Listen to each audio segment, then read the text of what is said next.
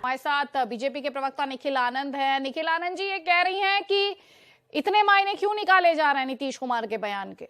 वो तो अपने एग्जाम्पल की बात कर रहे थे। नीतीश कुमार जी खुद को परिवारवाद, वंशवाद के विरोधी नेता के तौर पर सटीक उदाहरण दे रहे थे, लेकिन एक बात तो सत्य है ही कि कर्पूरी ठाकुर जी ईमानदारी, सच्चाई, नैतिकता और उसूल पर चलने वाले व्यक्ति थे, जो भ्रष्टाचार और परिवारवाद, वंशवाद के घोर विरोधी थे। अब नीतीश कुमार जी बोल रहे थे तो निश्चित तौर पर आरजेडी की ओर इसका इशारा है, कांग्रेस की ओर इसका इशारा है। और मैं तो नीतीश जी के उनके सेंस ऑफ अप्रिसिएशन के लिए भी थैंक्स बोलूंगा कि उन्होंने बिना लाग लपेट के प्रधानमंत्री जी को बधाई दी, धन्यवाद कहा, आभार प्रकट किया। लेकिन आरजेडी देखिए, आरजेडी के नेता किसी ने भी प्रधानमंत्री जी को खुल के न बधाई दी न धन्यवाद कहा।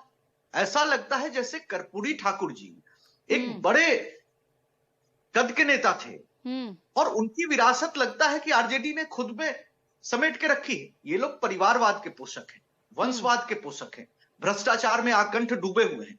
इनको नैतिक अधिकार नहीं कि कर्पूरी जी का नाम भी नहीं। लेकिन जिस टाइमिंग में ये डिसीजन लिया गया है, ये देखते हुए कि लोकसभा इलेक्शन दूर है नहीं और देश में किस तरह से एक तरफ जातिगत गणना की बात की जा रही थी, अब आपकी पार्टी के बारे में कहा जा रहा है कि कमंडल और मंडल दोनों को साथ लाकर 400 पार करना चाहते हैं आप। सुनिएगा, 2 मिनट में मैं समाप्त करूंगा।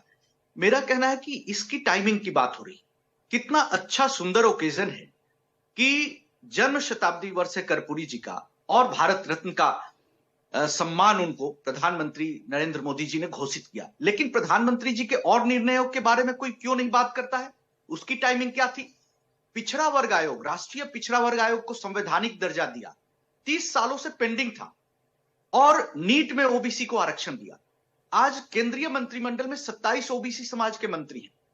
ओबीसी की सूची में संशोधन का अधिकार राज्यों को दिया। ओबीसी के लिए venture capital fund. Nikhil ji, अब आप जो बातें कह रहे हैं मैं इसको थोड़ा सा जक्स्टापोज करती हूँ। सबका साथ, सबका विकास, सबका विश्वास, सबका प्रयास।